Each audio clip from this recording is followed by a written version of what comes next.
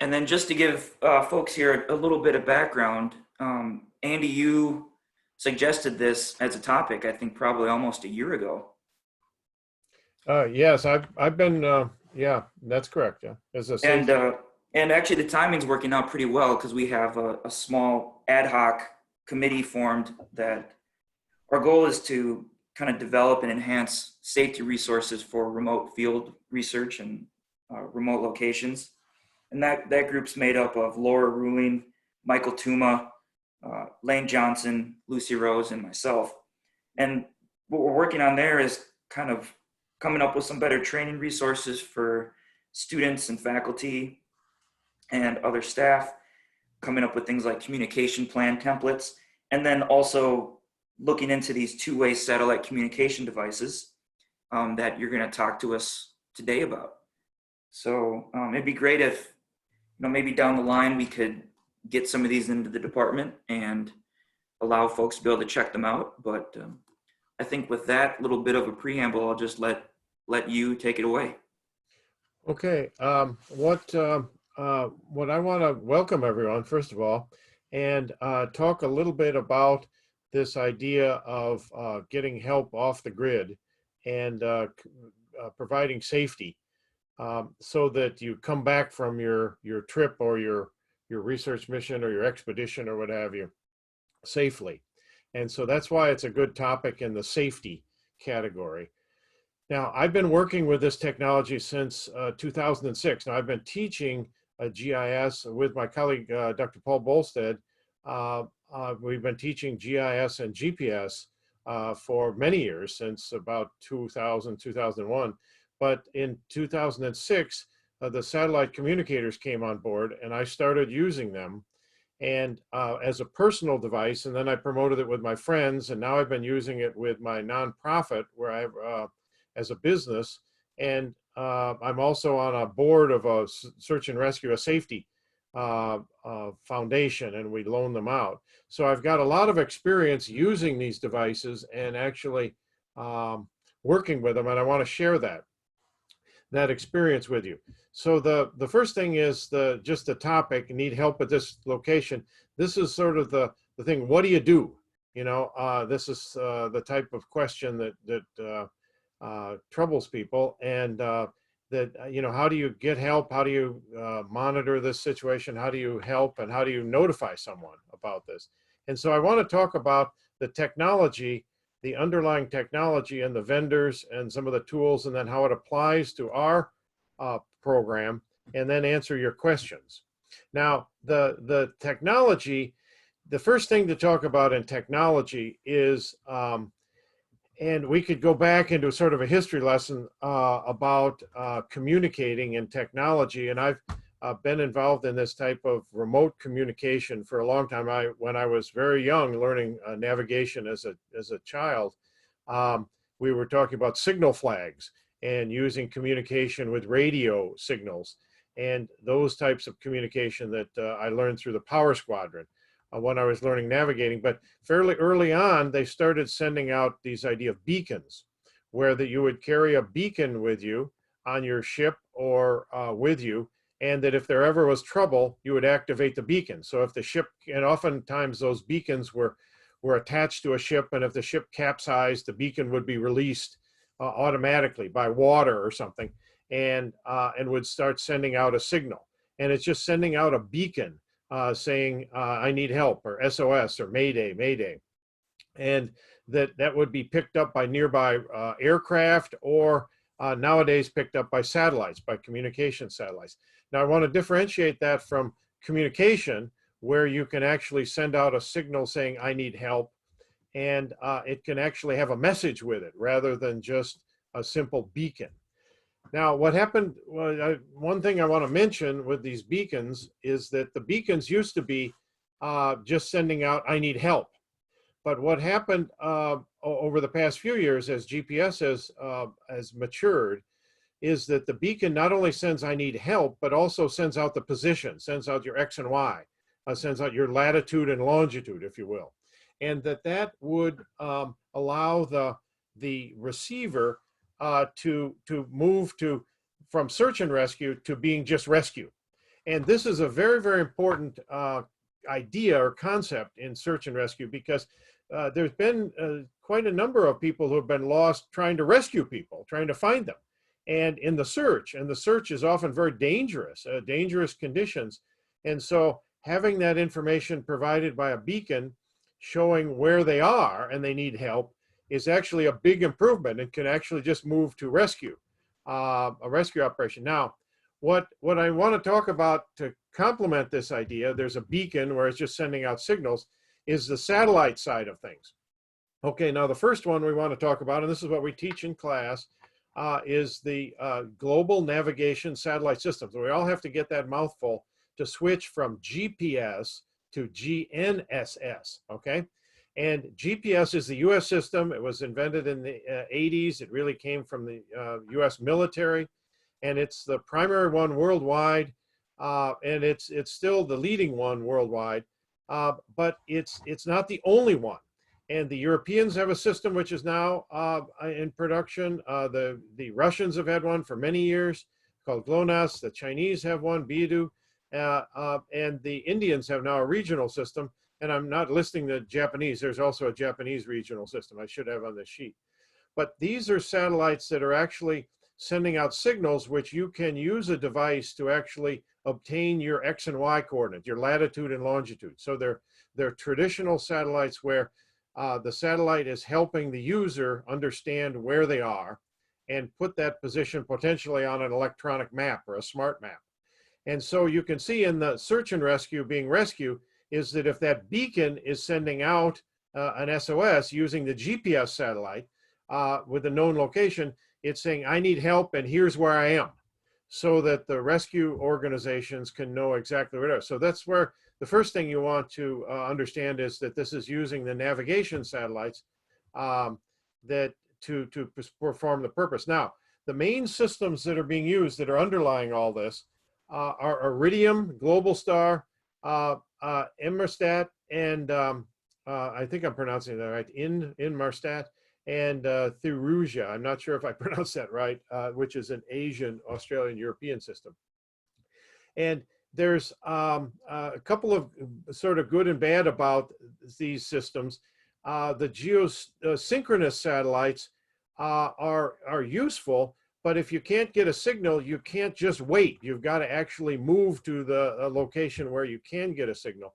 The Iridium and the Globalstar are actually low Earth orbits that are flying along, and that if you're not getting a satellite, you can just wait and one will come by. Now the Iridium uses, and that Iridium is the most popular, that's the one I've been using the most, but the Iridium is one where the satellites actually can pick up the signal and communicate back and forth, and they transfer your signal from satellite to satellite and then down to an Earth station. The Globalstar actually is a relay where it picks up the satellite information and then it travels over an Earth station and transmits it down. So it's not quite as robust a system as the Iridium. So the Iridium really is the popular, but they're all serving the same sort of purpose, either from a geosynchronous level or a low Earth orbit. Now the GPS satellites that I just spoke about earlier, those are all mid-Earth orbit, okay? So you get a little idea of the satellites that are being used. Now, the couple of types of communication that I've been involved in when we're doing logger training or we're doing training for recreational purposes, and I've done quite many of these, is that many people use fairly simple VHF, UHF, GMRS radios, little two-way radios, though they're very limited range. And maybe you've seen some of those sort of walkie-talkies. And there are also satellite phones you could use using a satellite phone, and all of those systems have satellite phones. The Iridium or the Globalstar or the other systems have satellite phones where you could buy a satellite phone or rent a satellite phone. And the issues we've had with satellite phones has been that they're very costly. They've been historically bulky, and there's been issues with charging them. But the main issue we've found is that people aren't at their phones anymore, and that you're always leaving messages. And so if you're on a satellite phone and you call somebody, you get a voicemail and you leave a message, and then you got to leave it on for them to call back. So there's some issues with the satellite phone, as well as the cost. Though if you're in an emergency situation on a phone, on a sat phone, it really is probably the where you're talking back and forth, where there's no delay. It really gives people the most comfort, but it's probably not as practical. So we've moved to this idea of satellite texting, or sending a brief message from a device and sending it up to the satellite systems, and the satellite systems then relay it to an earth station where it can be handled. The emergency can be handled. And there's two different ways that's done. Some of the early ones actually just received the message and then deployed the resource to do the rescue.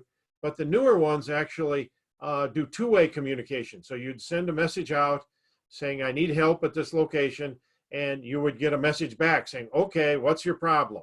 And you would describe your problem, and you go back and forth with a little messaging back and forth, saying what's going on. So you get the idea that probably the preferred approach for us is this idea of satellite texting.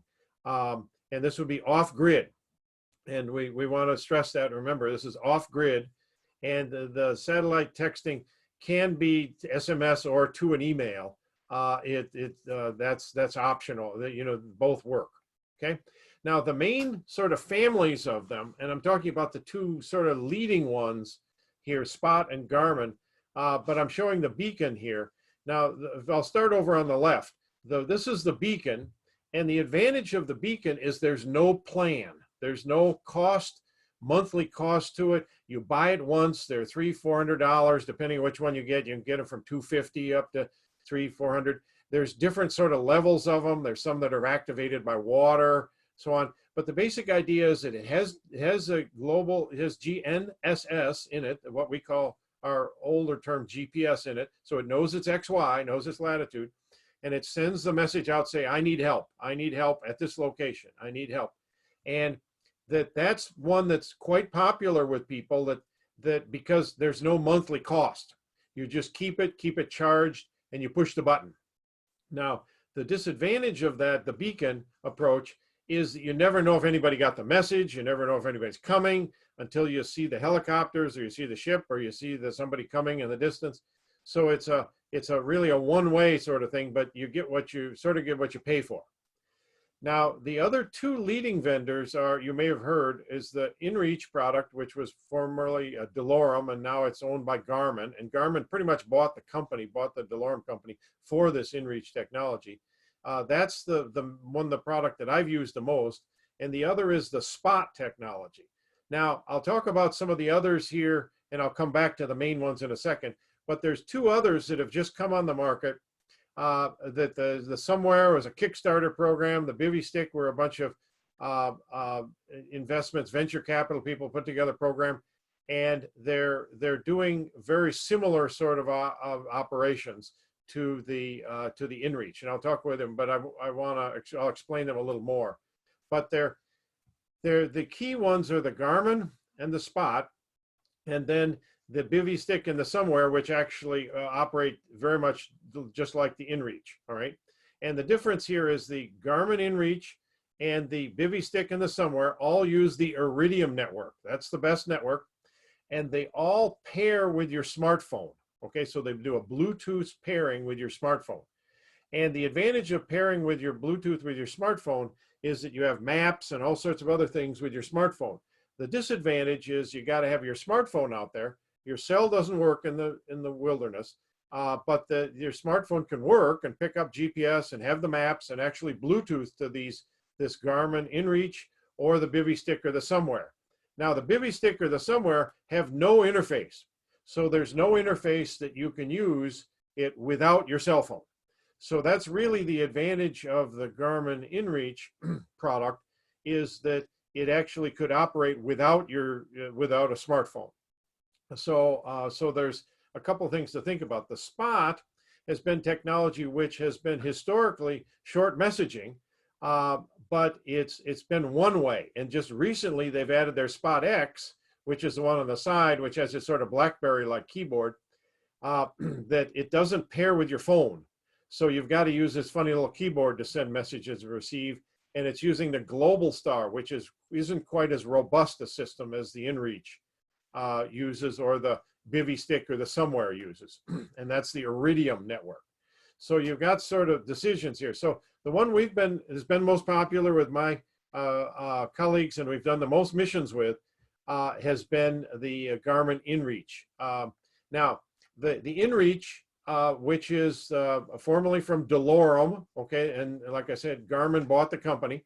I started with this first one. My colleague Paul Bolstead also got one of these square ones, and when they came out and we started using them, and that it's, I still have it, I still use it, it still works, it's still supported.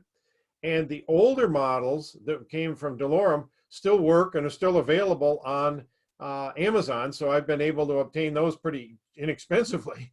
So we've been buying some inexpensive. Now, when Garmin bought it, they put it in the Garmin packaging and added some other Garmin, made bigger screens and some buttons. So they made a little mini version of it. But they all function the same. They all pair with your smartphone and use a nice little application with some real nice maps that you can download ahead of time. And you can send and receive messages. And that's really the purpose of this, is to send and receive messages when you need help.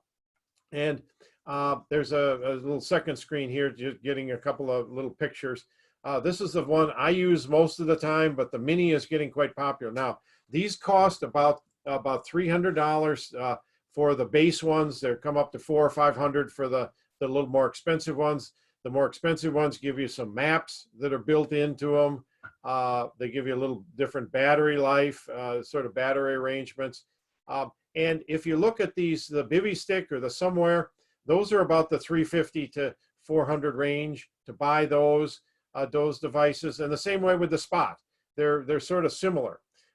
They've got some data plans, which I'll go through for you with these that make a little difference, but they're basically quite similar. But the key issues are whether you want it to operate standalone with its own screen, and if that's the case, then the Spot or the Inreach are the only options, because the bivy stick and the somewhere require pairing. And if you want the best best coverage and the best satellite system behind you, you're really talking about the Garmin Inreach product, and that's the most popular. That's the one that my Search and Rescue Foundation loans out to Boy Scout troops and Cub Scout troops and church groups, that we loan out to people because we provide as a safety function, and that my nonprofit ski club uses the Inreach, and many of my traveling colleagues use the Inreach. So that's sort of the main one, but I don't want to pretend to say it's the only one. And there are some little trade-offs. Now, how does this work? What this works is when you send a message out in the field, and this is where one of my friends was traveling in Voyageurs. He was on a trip in Voyageurs. Periodically, he was sending messages, and he sent these little check-in messages, and they go up to a website, and this website can be shared with anybody you want. You can actually send from these devices, the Garmin, the Inreach, the somewhere, or the bivy stick. You can send them to Facebook, or Instagram, or you can post where you are if you're trying to brag about where you are. There's some, these little messages can go up to the cloud and be handled in many different ways. But the basic function is here at their camp, they're checking in, saying, I'm okay, da-da-da, that type of check-in, or I'm changing my plans, so on. And somebody can see that, and who has access to this, and you can password protect these if you want, so you don't have everybody in the world sending you return messages to your device. But the idea is a two-way communication when you're out in the remote areas. Now, the other thing that I don't have a slide on, but is turning out to be the most popular for these off-grid communications, both for the logging operation as well as for hunting and fishing and paddling, and that is getting the weather. When you're at a remote location, one of the two-way messages you can send, little messages, is, hey, send me the weather. And most of them use the dark sky weather system, and they send a message quickly back to you what the weather is currently and what it's forecast for the next 7 days. So that when you're in a remote area, even if you're not needing to check in, or you don't have any need to tell somebody where you are, or you don't need help, you can check in and see what the weather is. And that's another service of this, and that would be a message that would be just handled like a message from the operator standpoint. You send to say request, I want the weather. It comes back. You look at the weather, and use it for your trip or your operations. So that's a type of good communication. Now, all of these require some sort of data plan. Now, the personal locator beacon, that's the advantage of it. You just buy it, and when you turn it on, you use it. It sends a beacon. But the rest of them all use a data plan, and it's some sort of monthly plan. Though there are options where if you're just using it for the ski season, you're just using it for summer months, you can activate it for just the months you need it. Only the Inreach and the Somewhere have commercial plans, and I haven't used the Somewhere commercial plan. There's not any information on the web. You got to actually sort of sign up and contact them for it. So I'm not quite sure how sophisticated it is. But Inreach has a master owner sort of console for a business where you can issue devices and check them out and manage it. And that works very, very well for my nonprofit where we've got multiple units. We have different people using them, and it works really quite well. But all of this requires a monthly plan, and each unit has to have a monthly plan. So my personal unit, I pay $24 a month year-round for an Inreach, and it's on all the time, or it's available all the time. When I go, I grab it. Even when I'm out on the St. Croix, out of cell service, when the sort of odd spots, I have the Inreach with me, and I'm able to communicate. And it's very, very convenient for me to have that safety communication and not have to set up a monthly plan before I go or do a lot of setup. It's just ready to go. I grab it. It's with my kit, and I'm ready to use it. If you've got a plan you have to activate, it takes a little bit time. And always before you use these devices, you got to practice it before you go, and that's really, really, really important so that you know how to use it. And that brings up a whole another topic that I don't have slides on, but I want to talk about at the end. And that's sort of some of the operation experience I have with this. And I've been the base camp for many of my friends. Not only do I make maps for trips, but I also am a base camp. So there's 2 trips coming up that I'm base camp for. I don't have a trip right now that I'm running an active base camp. But so I'm the base camp monitoring these devices. Now, I've got some information in the slides. This is the Inreach messaging. They run from $20 to $30, $40, depending on the plan. The one that I use, I pay the annual contract on the recreation. I get a certain number of messages. The important thing is the tracking points are unlimited and the presets are unlimited. And that's where we do most of our work. The messages in my monthly count, I only use when I get the weather or something, or there's some special message. But there are special plans. There's also Inreach professional plans, and that's what we use. We use the advanced for my nonprofit, the Banadad Ski Trail. And each of our units, we pay $34 a month for, and we let skiers take it out on the wilderness trail, or where groomers take it out, and we're able to see where they are with the tracking points that are provided every 10 minutes that go up to the web. The Spot has a similar sort of pricing for their advanced. They have annual plans, and they also have flex plans. And these flex you can activate.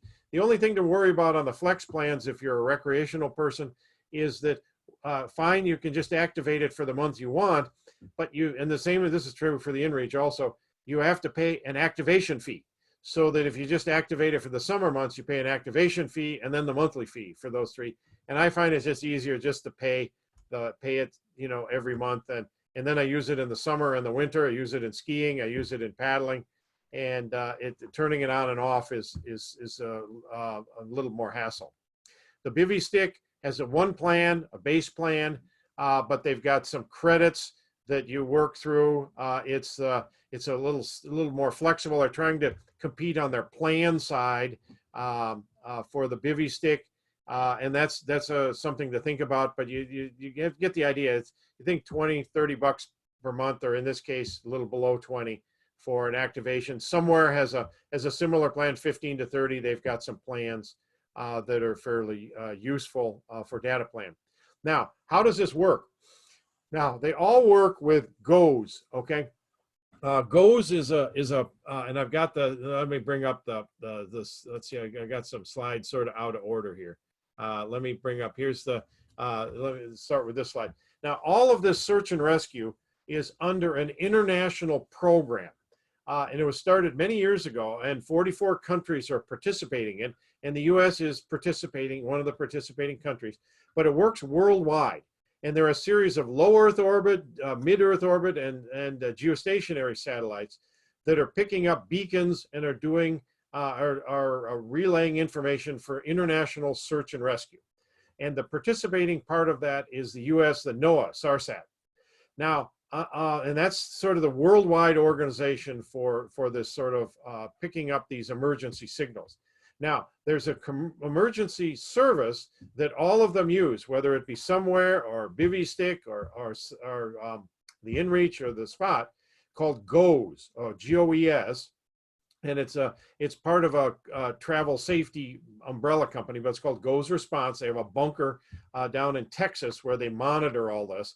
And so that if you're sending an SOS message from your somewhere or your Spot or your Bivy Stick or your Inreach, it goes to this GOES. And we've had several people do this in my work here. We've had several people send SOS messages, and immediately they get a message back from the GOES because they're monitoring it 24 hours a day. Now I want to stress, this is different than you sending your little message out to your friends saying, 99% of the time, you're sending your message back to your base camp, back to your headquarters, back to whoever is in charge, or to some of your colleagues, to sending these simple little text messages. And it's 160 character, incidentally.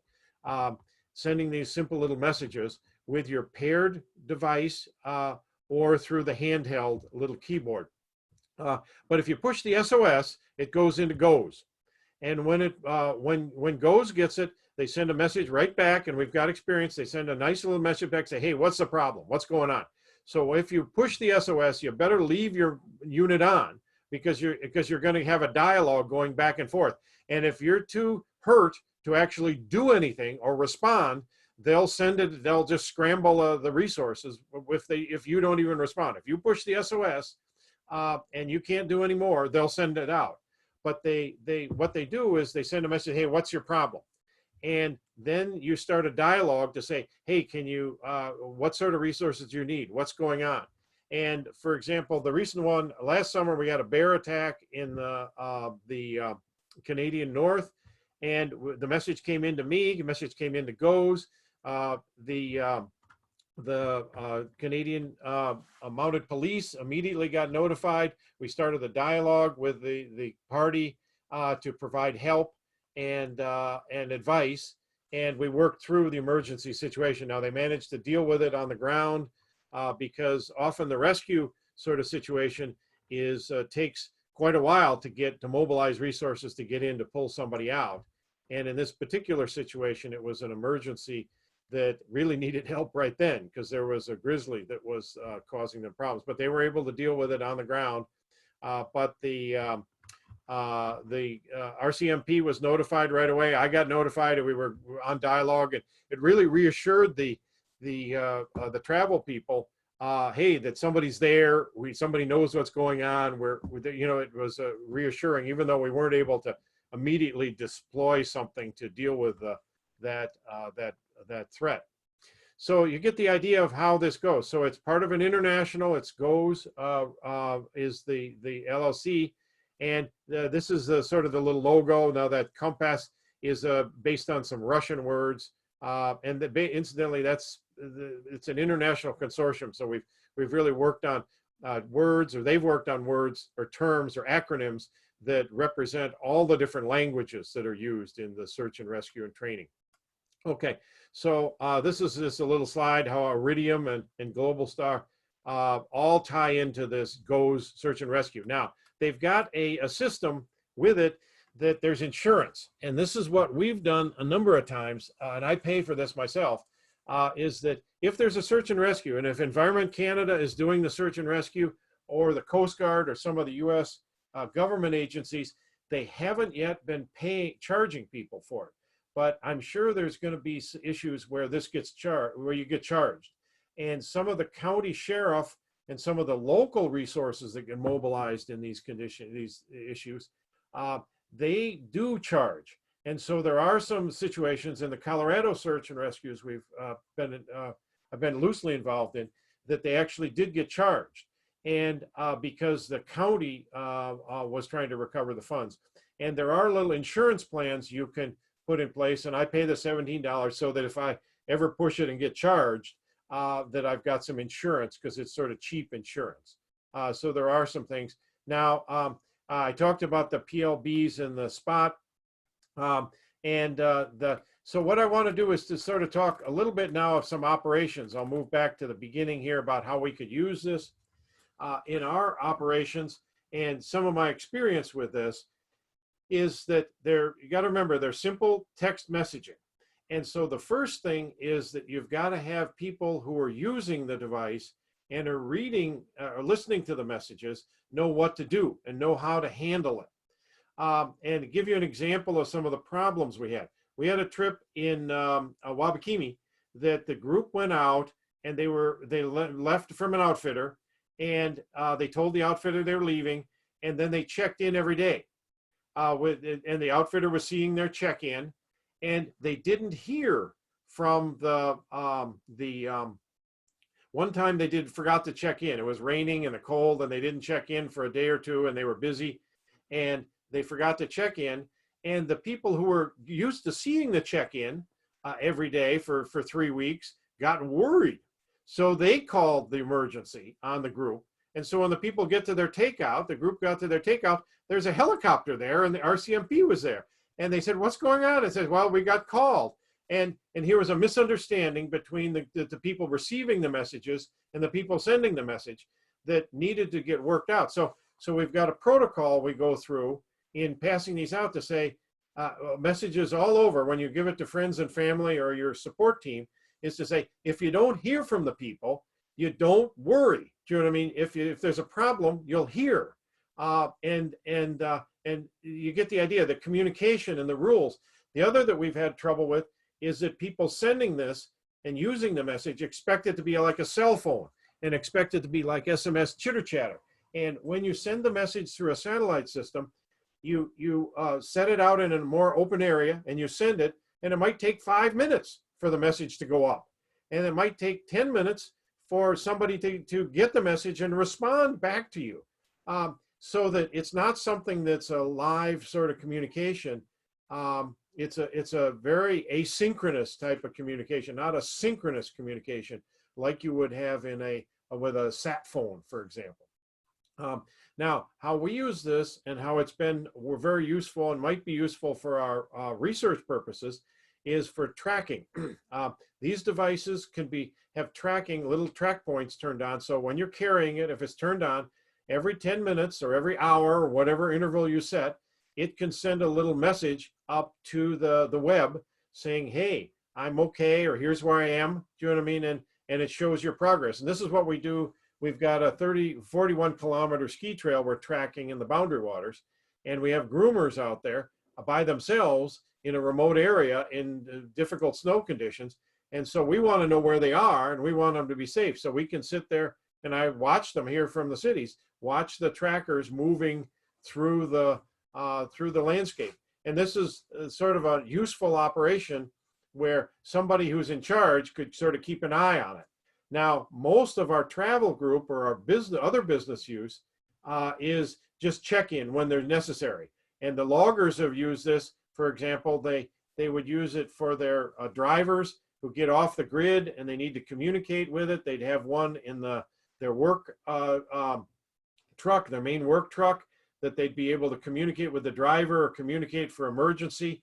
And they would just use it for quick messaging, is to say, "Hey, there's been some change. This mill is closed. We have to start loading differently, or cutting or processing in a different way."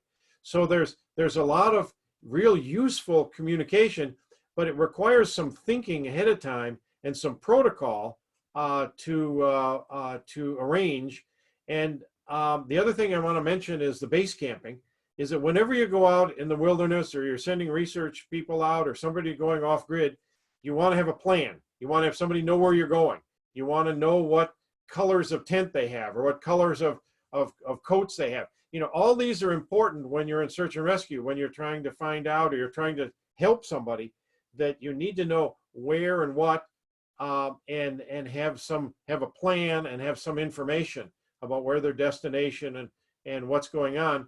And then the base camp could actually start monitoring. For example, I had an extraction in the Alaskan wilderness.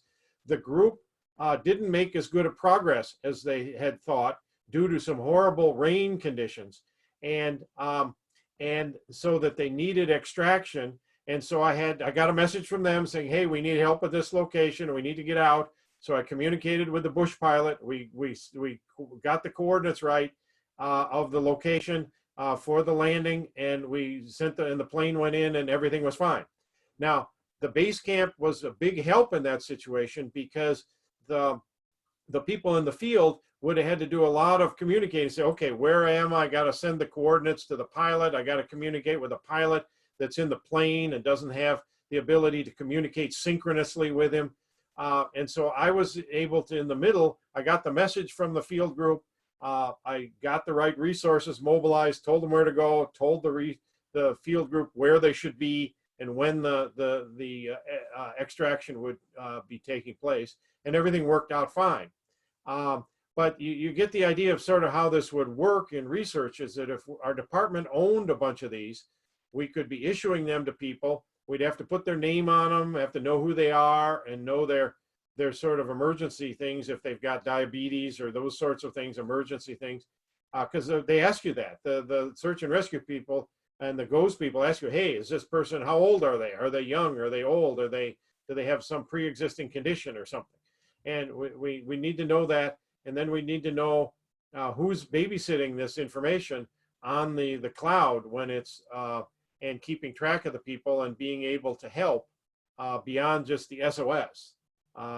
So I hope that's making some sense about the technology. It's using both GPS technology to have its position, and it's using this communication technology to do this short texting, which is very useful in the field, whether it be for remote operations, whether it be for research, whether it be for recreation, whether it be hunting. And it's getting to be very, very popular. And it's something that I feel doesn't spoil the wilderness experience if I'm on a 2-3 week week trip, because I'm just checking messages, sending a brief message saying I'm okay. I'm not even getting anything back from anybody.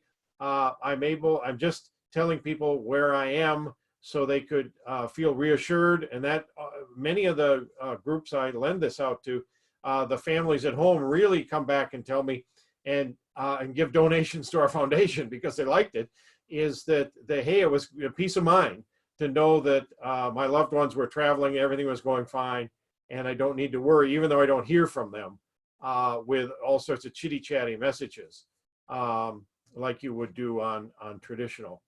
So I hope that's giving you a little idea of what's going on and how this might be a safety sort of communication.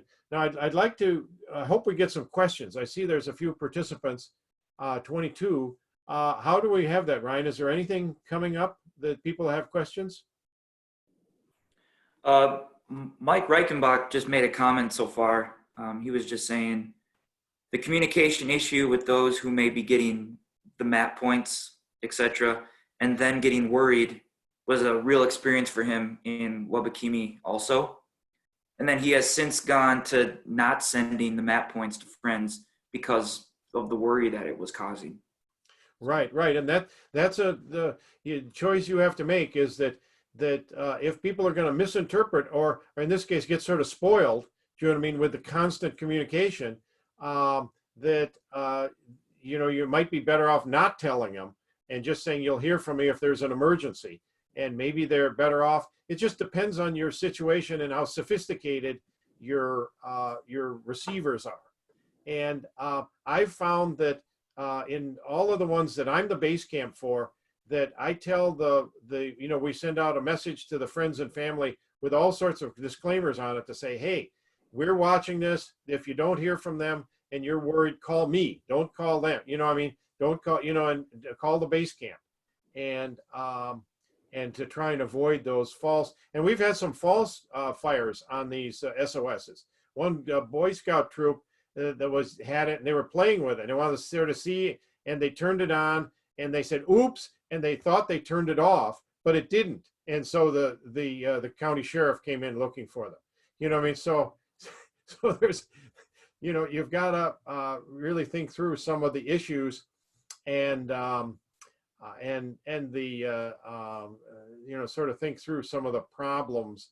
The other advice we have is that if you ever are in a search and rescue or a rescue situation, and you're in, say, a remote area and you're doing a rescue, and they come and take you, they leave your gear and they leave the rest of your party. This is not the outfitter coming and picking you up early. You know what I mean?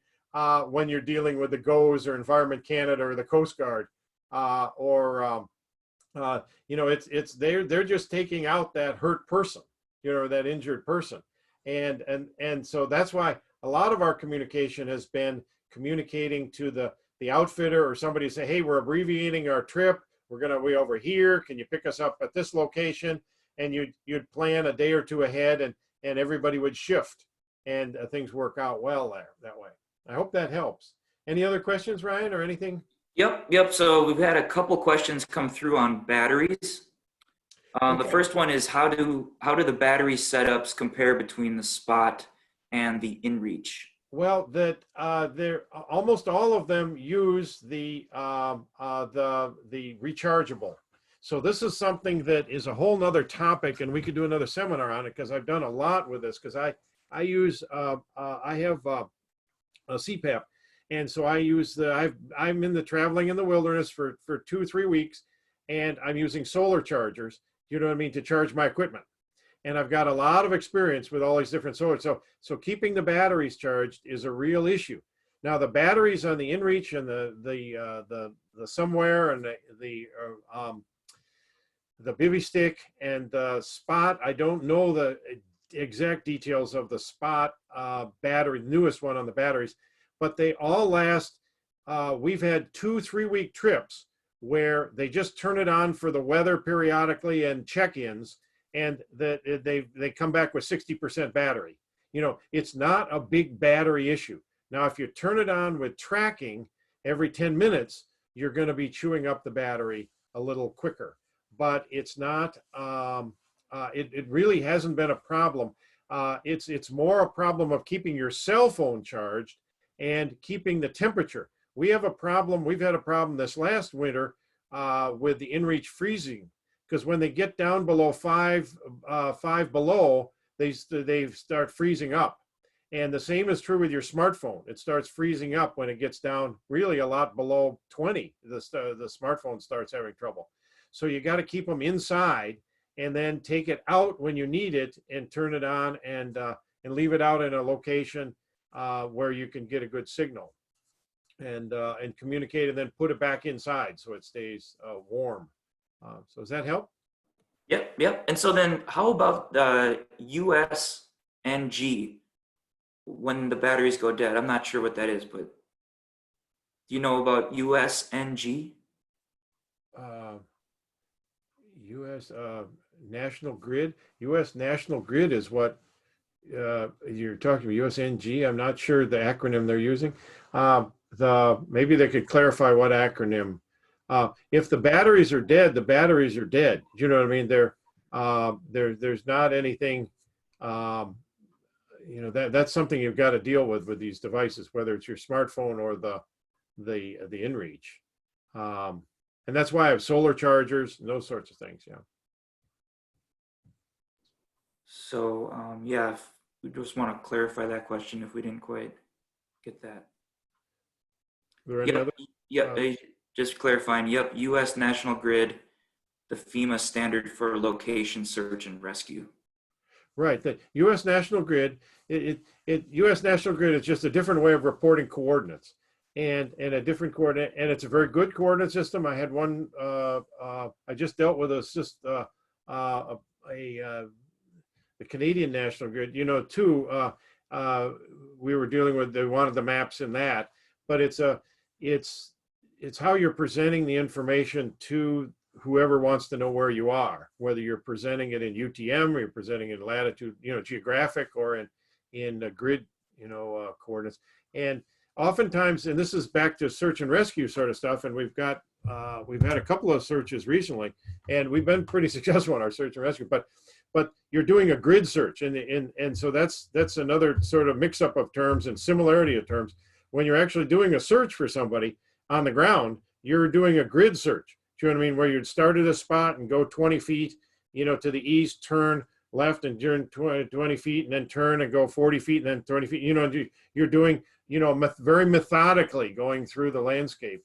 And then the other issue with those searches, with these are very helpful with, is that, and we were out with dog teams searching for a lost person in Idaho, that it was that you have to report where the people were searching, so that there's a search manager and you're turning in all your points to say, I covered this area and they covered this area and you covered, so that you can make sure everything gets covered. So it's real useful to be actually recording your position with the GNSS and integrating those two technologies for the management of those search issues when you're still doing a search.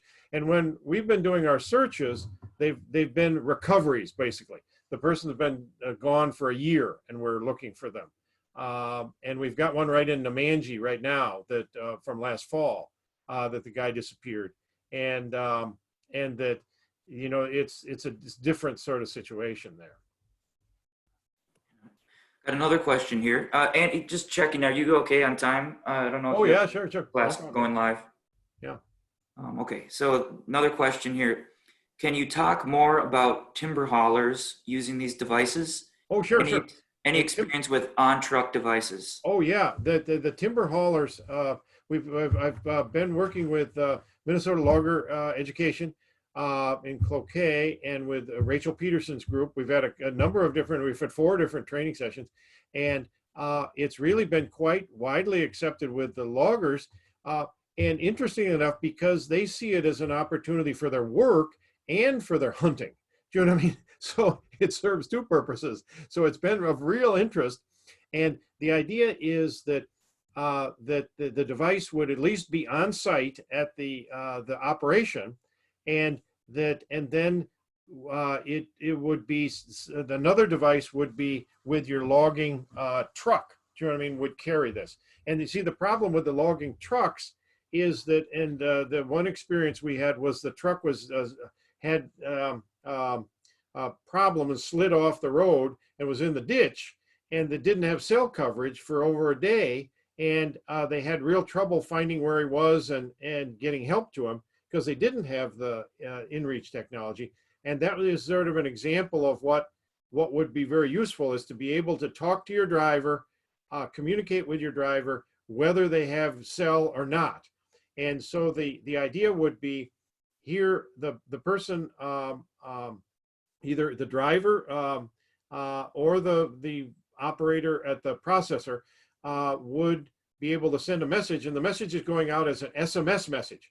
So if their cell is working, they'll get it on their cell, but if they'll also get it on their Inreach. Do you know what I mean? So that it's whatever's working, they'll get it, and then they'll be able to send it back on whatever technology is working at that time. And if the driver is in cell coverage, he could send the message back to the remote location as an SMS message back to the Inreach, and vice versa. And the other operation that they've described to me, but I haven't had any direct experience with, is that when the driver gets to the mill or gets to the operation, whether it's Sappi or whatever, wherever they're going, and there's some sort of difference or change in the loading requirements, or what this mill that they're sending it to is now closed because of some sort of reason they didn't know about the day before, and they have to switch their processing operation so that they could actually reroute to another mill. And it might just be another mill at the same length, the same sort of mix, but that it would be just knowing that the driver is delayed because they got to go to a further location and is able to communicate that back to the operation site. So does that make sense? Does that help answer that question to the user? Yeah, yeah, absolutely. We got somebody here who's wondering if you have any experience in Mexico. My best friend has, and he's used it. We've used it widely. He was in northern Mexico using it. I've used it extensively in Panama, and we've used it in South America, in Africa, and Australia, and I believe I haven't used it in Europe, but it works worldwide. Iridium works worldwide, and Iridium is the system relaying the text messages. And so my friend who was using it in Patagonia, sending messages up, it was just a difference in time zone. Well, actually, it wasn't a difference in time zone because we were but in Australia, we were in New Zealand. We're getting one of my friends had it. He was on a bike trip across New Zealand, and he was reporting in, and I was able to easily communicate with him. It just works really well. The thing you got to remember is there's easily 5-minute, delay for the message going out and 5-minute delay for the message coming back. And that's assuming the person gets it right away and sends it back to you. You might send a message out and not get the message till the next morning. We would, on this last trip, we'd send messages at night saying we're okay. And then my wife would send a message back, or my family would send a message back. That trip, my wife was there, but my other family would send a message back, and we'd get it the next morning when we'd check messages. Do you know what I mean? And so does that help? Yeah. Yep. So I've got a question, and I know this is going to probably depend more on specific groups, but for an organization, say the size of the forestry department, how many devices are we looking at for the coverage? What I've tried to do is I've tried to buy for the large scale, I've tried to buy the older models because they're cheaper and they work just as well. And you're going to pair them with your smartphone anyway. And you could get 2 or 3 of them, and a monthly operation is about $34 a month and you could just fire them up for the months you want, as long as you pay that activation fee, at the beginning of your 3 or 4 month, field season. And then it would be issued to someone and they would carry it along with them. And then they would report in, and I assume their PI or who's ever managing it would be managing the cloud service, that they're using to check in on them. And there'd be one cloud service for all of the FR Inreaches if we had them. And so somebody in the forestry office could be keeping an eye on it too. And it might even be some message that Ben or some of the people want to say, hey, these are where we have people remote, doing things or something, or, I don't know if there's a promotion idea. The one thing I mentioned about this, it just occurred to me, when you're carrying these devices, and I use them paddling most of the time in recreation, is it really helps to keep it with you on your body in your PFD, because if there's trouble, you're often separated from your pack. When trouble happens, trouble really happens. It's not when it's convenient. You're not at your camp and you're settled for the night and you break your leg. So it's keeping it with you.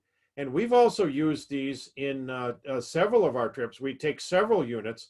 And when we were paddling across the top of Lake Superior, we were paddling, we had a 10-day trip across from Silver Islet up to Rossport. We had several of these, and when we were trying to find a campsite, we had somebody go off this way and somebody go off that way. And when we found one, we sent a message to the other guys saying, hey, we found a good one, come on over. And it really was pretty convenient to do that inter-trip communication, assuming you all had Inreaches. Does that make sense? Yep, great. Got another question coming through here.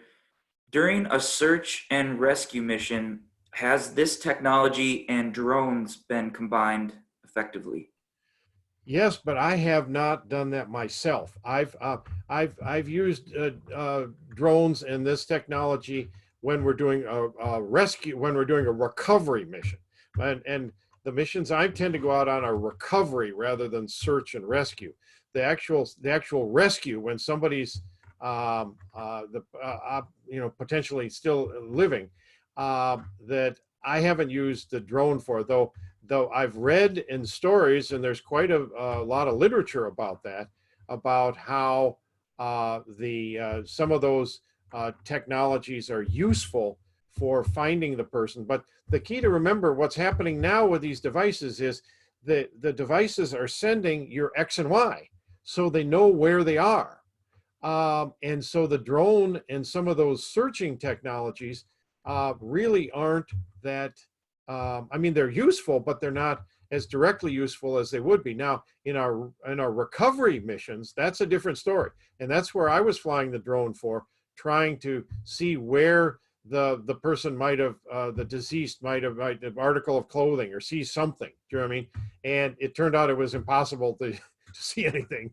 But the dogs were able to find something. And so that those sorts of technologies are able to be deployed. But the drones are, useful when you're searching.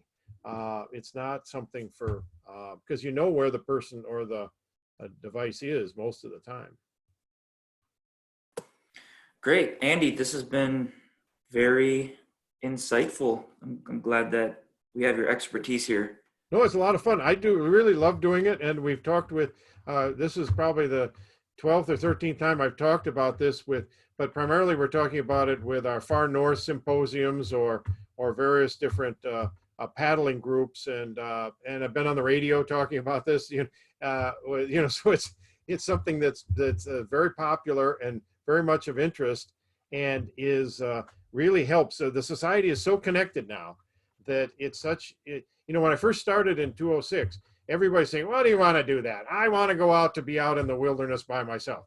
And now nobody says that anymore because they're so connected. And so it's sort of a different, I've noticed a big change in the user community and people understanding the value of this for that safety purpose. Yeah, absolutely.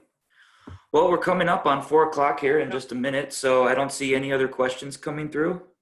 Okay, Just great. got some All right, some well, thanks. thanks so much, Ryan, for setting this up, and I hope we can all stay safe in this public health emergency. Absolutely. Okay, thank you, Andy, and thanks everybody for tuning in. Okay, thank you. See ya.